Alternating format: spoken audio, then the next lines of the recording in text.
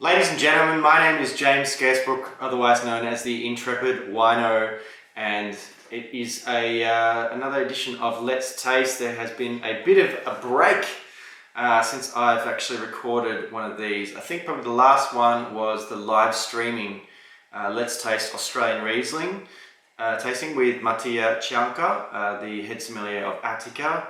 If you actually weren't able to join us in the live stream and you haven't yet seen the video, it is actually available on the Intrepid Wino YouTube channel. I do highly recommend having a watch of that and looking at us taste and discuss 6 very exciting Australian Riesling wines from a number of different regions across Australia. Thanks of course to the guys at Different Drop for supplying those wines. So we are rapidly approaching Christmas.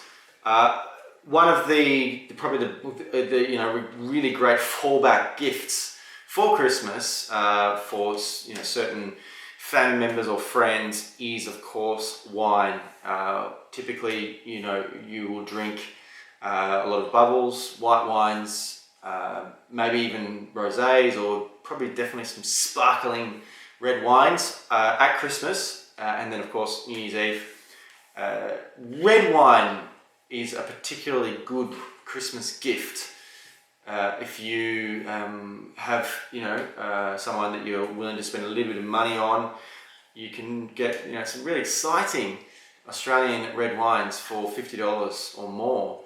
And I actually have 3 premium red wines here from Darrenberg, which have been sent to me by their team. Thank you, Tash, again, for allowing me the opportunity to open these bottles and taste them and share my impressions of them.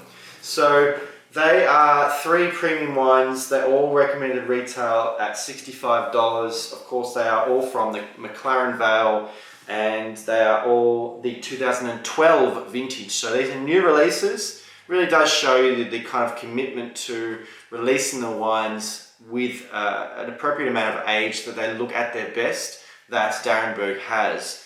They don't want to release them too soon. They want to allow the wine to settle a little bit and show them at their best, I guess. All 3 of these are under a screw cap, which I think I've mentioned several times on other episodes of Let's Taste, that this is a big trend that has occurred in Australia in the past 10 or 15 years, where the quality of screw caps is generally regarded across the board as being a better seal for wines, and so even premium red wines are very commonly, more commonly sealed under a screw cap. So again, very exciting to see.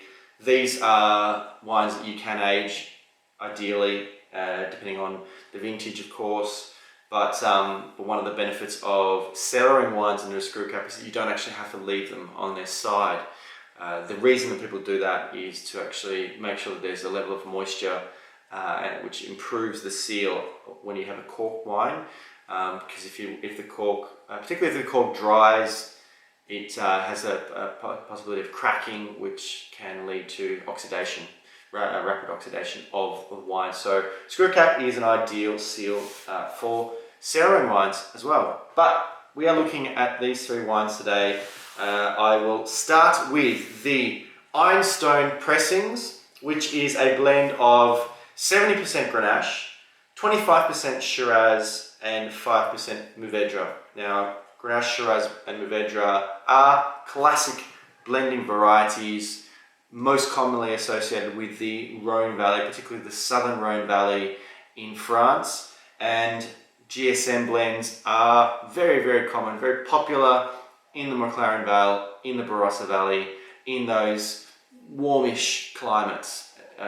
When you have some old vines, particularly some bush vines, blending those 2 varieties really does kind of complete the wine very commonly. So let's have a look at this 2012 Ironstone Pressings from Darrenberg.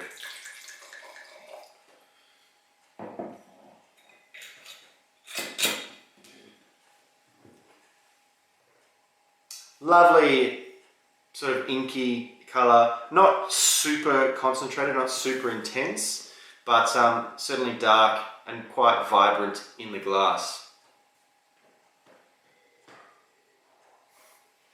Very classic McLaren Vale, warm, dark fruits, red berries, some purple berries, even some plums, some blood plum in particular, a little bit of a kind of a salted candy edge. Very juicy, very inviting, quite floral. It's showing that kind of intensity of the 2012 vintage, I think. Let's taste.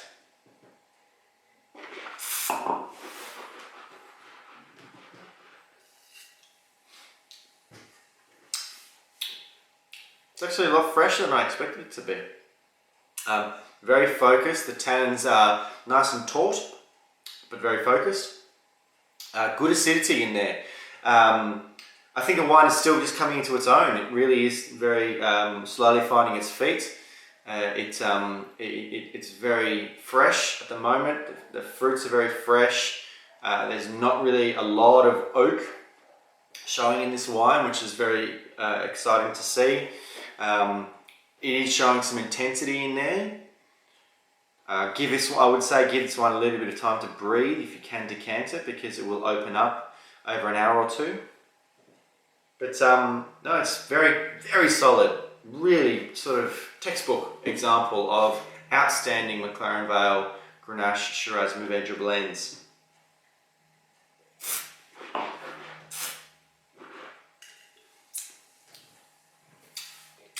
Yeah, everything is very, very well contained. There's nothing awkward or ungainly about this wine. It has just a little bit of bite to it at the end, which I always like to see. So, excellent start with the Ironstone Pressing. So, probably one of the most iconic wines in the d'Arenberg range is the Dead Arm. It is a Shiraz wine, and it's probably one that does get a lot of people excited when the wine gets released, because it is one of the iconic Shiraz wines from the McLaren Vale. So let's have a look at the 2012. I can't even remember the last time I had the Dead Arm. It probably would have gone all the way back to my Liquorland days. So a little bit darker, a little bit more intense in colour. Sort of more purpley, like as I give the wine a bit of a swish and a swirl, the bubbles that kind of form have the same colour of the wine, which shows you that kind of intensity. A little bit more brooding, a little bit darker here. Definitely some plum, moving into some cassis and blackcurrant. Very classic, warmer climate, Shiraz fruit characteristics. Possibly a little bit earthier as well. Very much some red earth notes, red-brown earth notes. Even a little bit smoky, like some smoked meats. Let's taste.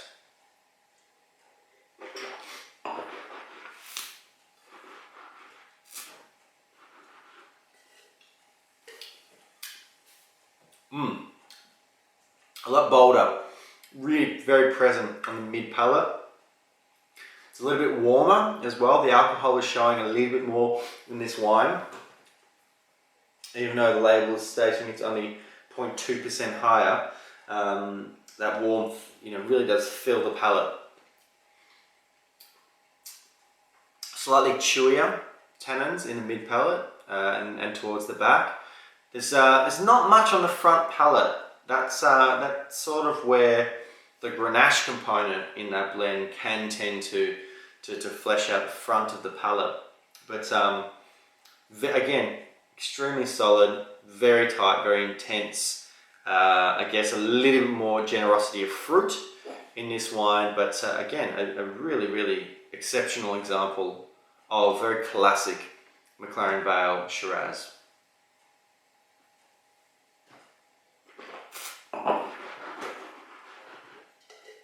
There's some violets in there as well, actually. Now again, It's still very vibrant. It does have some freshness, but it's a little bit more intense and concentrated than the Ironstone Pressings. So, let's finish with the Coppermine Road Cabernet Sauvignon, which I possibly tried this one when I was in McLaren Vale. I think I might have mentioned the last time I tasted some d'Arenberg wines that I was lucky enough to be invited to McLaren Vale for a few days back in 2011 on a kind of a junket. And there were a number of different masterclasses, and it is quite possible that that was the last time that I tasted all three of these wines because there was a masterclass on Cabernet Sauvignon. Now, Cabernet Sauvignon, as far as South Australia is concerned, is very much associated with more of a limestone coast, particularly Coonawarra further south, whereas McLaren Vale is known more for Shiraz and Grenache blends, or straight Grenache. And but there are particular parts of McLaren Vale, if you get the right site, can actually get some really exceptional Cabernet wines as well. So let's have a look at the Coppermine Road. Again, nice and intense, nice and dark. Probably the thickest, but not necessarily the darkest of the three. Oof. Really vibrantly varietal in character here. We are looking at blackberries. There is a bit of a lovely, very ripe red capsicum note in here, which I actually like. Some people don't see that as an underripe character in Cabernet Sauvignon, but I actually like a little bit of capsicum. And this one has, it's got a little bit of some herbal mint as well, which is quite attractive. Very intense, very, very vibrant in that very classic Cabernet fruit note. Let's taste.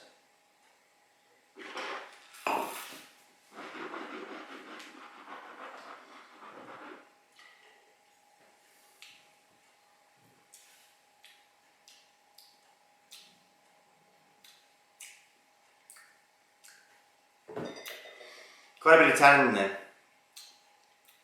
Very chewy, really coats the mouth. I think of the three wines I'm looking at today, this one is the one that you probably need to keep for a while, because at the moment that tannin is really just dominating the whole palate. There is very good fruit in there. It definitely has acidity that supports everything, but in its youth, this is looking quite intense in those tannins. What's good about it is that I'm not seeing a lot of wood tannin. It's not showing barrel character. This really is that very, very thick skin of Cabernet Sauvignon contributing so much to the tannins of this wine. Very intense. This is about as good as it gets for McLaren Vale Cabernet Sauvignon, but you do need to keep it down for a while. So, three really fantastic, very classic Australian premium red wines from McLaren Vale, from d'Arenberg.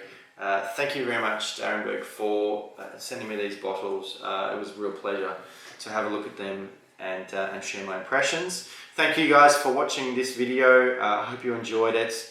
And if you did, please leave me a like on the YouTube video. Subscribe to the YouTube channel. Make some comments, watch some other videos. I would love to hear from you because feedback is always welcome.